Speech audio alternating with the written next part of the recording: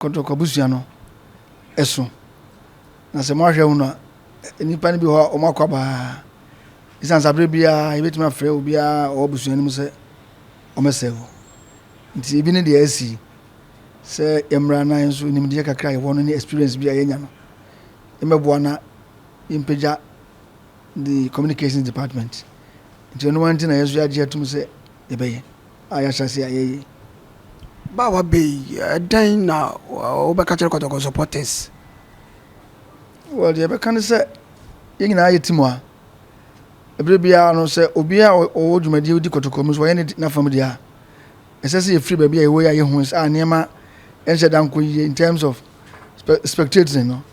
ehɔ ne ade a ma Kotoko ye Kotoko nti ye aba no umse communication adwuma de but meboa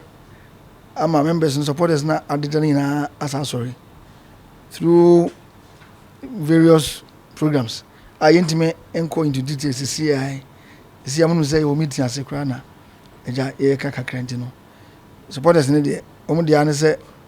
ombesa ma Kotoko aye kese biem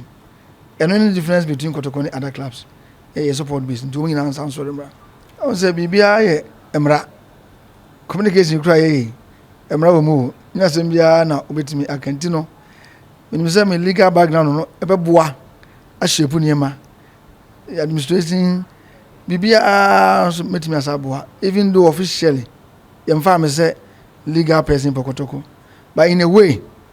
I'll bring my legal background to bear in the club bibi so nkwan say siehunu menya mribi atwam no ebe mama improve niema